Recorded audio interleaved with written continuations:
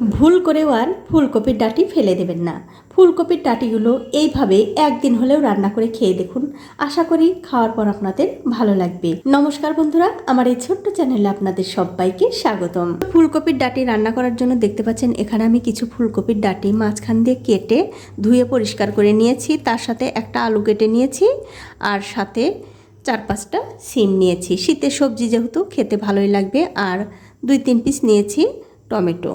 এখন একটা কড়াইতে দিয়ে দিচ্ছি সাদা তেল। আমি এখানে সাদা তেল দিয়ে রান্না করছি, আপনারা চাইলে কিন্তু সর্ষের তেল দিয়েও রান্না করতে পারেন। কিছুক্ষণ পর যখন দেখবেন তেলটা ভালো করে গরম হয়ে গেছে, তখন এর মধ্যে ফোড়নের জন্য দিচ্ছি 2টো তেজপাতা আর একটু গোটা জিরা। তেজপাতা আর জিরেটা যখন তেলের মধ্যে হালকা একটু পোড়া পোড়া হয়ে যাবে, তখন এর মধ্যে আলু দিতে হবে। এখন এই তেলের সঙ্গে আলুগুলো আমি একটু ভালো করে ভেজে নেব। তো এই দেখুন আলুগুলো কিন্তু ভালো করে ভেজে নিয়েছি। এখন আমি এর মধ্যে দিয়ে দিচ্ছি সেই কপির ডাঁটি আর দিয়ে দিচ্ছি সিম। সাথে দিয়ে দেব স্বাদ মতো নুন, হলুদের গুঁড়ো, জিরার গুঁড়ো, ধনিয়ার গুঁড়ো। এবারে সব মশলার সঙ্গে এই কপির ডাঁটিগুলো ভালো করে কষিয়ে নিতে হবে। এদিকে কপির ডাঁটিগুলো ভালো করে কষানো হতে থাক। এখন আমাদের যা করতে হবে, একটা শিলনোড়ায় নিয়ে নিচ্ছি একটুখানি কালো সর্ষে, কয়টা কাঁচা লঙ্কা, সাথে দিয়ে দিচ্ছি কয় টুকরো আদা। এখন এর মধ্যে সামান্য একটু জল দিয়ে সব কিছু একটু ভালো করে বেটে নিতে হবে।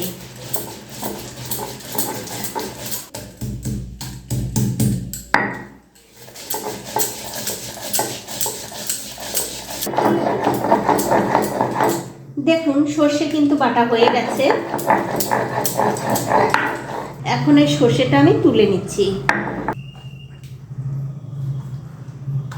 আর এদিকে দেখুন যে কপির ডাঁটিগুলো আমি ভাজতে দিয়েছিলাম সেগুলো কিন্তু খুব ভালোভাবে ভাজা হয়ে গেছে। এখন আমি এর মধ্যে দিয়ে দিচ্ছি সেই সর্ষে বাটা, তার সাথে দিয়ে দেবো একটু জল। এবারে সর্ষে বাটার সঙ্গে এই কপির ডাঁটিগুলো আবারও একটু ভালো করে কষিয়ে নিতে হবে। দেখুন 2-3 মিনিট সময় ধরে সব কিছু কিন্তু আমি খুব ভালো করে কষিয়ে নিয়েছি। খুব একটা বেশিও কিন্তু কষানোর দরকার নেই। এখন আমি ঝোলের জন্য দিয়ে দিচ্ছি জল। এবারে জলের সঙ্গে এই কপির ডাঁটিগুলো খুব ভালো করে মিশিয়ে দিতে হবে। তবে জলও কিন্তু বন্ধুরা খুব একটা বেশি দেওয়ার দরকার নেই, তবে আপনাদের প্রয়োজন অনুযায়ী আপনারা জল দিয়ে দেবেন। আমি খুব একটা ঝোল রাখবো না জন্য অল্প একটু জল দিয়ে দিলাম। আর এই কপি ডাঁটির চচ্চড়িটা কিন্তু একটু গামাখা হলে খেতে বেশি ভালো লাগে। এবারে এর মধ্যে দিয়ে দিচ্ছি সেই 3-4 টুকরো টমেটো আমি কেটে রেখেছিলাম, সেই টমেটোটা দিয়ে দিলাম। তারপর ঢাকা দিয়ে এই চচ্চড়িটা আমি 7 থেকে 8 মিনিট রান্না করে নেব। তো বন্ধুরা ঢাকাটা আমি একটু তুলে নিচ্ছি, তার কারণ এখানে আমার একটা ভুল হয়ে গেছে। সব মশলাই আমি দিয়েছি, তবে যে মশলাটা না দিলে এই তরকারিটা খাওয়াই যাবে না সেটাই দিইনি, সেটা হচ্ছে নুন। আমি এখানে স্বাদ মতো নুন দিয়ে দিলাম। তারপর আবারও ভালো করে নুনের সঙ্গে এই তরকারিটা মিশিয়ে দিয়ে আমি আবার ঢাকা দিয়ে রান্না হতে দেব। 7-8 মিনিট পর আমি ওপর থেকে ঢাকাটা তুলে নিচ্ছি। আর দেখুন চচ্চড়িটা কিন্তু হয়ে গেছে। আমি কিন্তু খুব একটা বেশি ঝোল রাখিনি, তার কারণ এর মধ্যে খুব একটা বেশি ঝোল রাখলে ভালো লাগে না।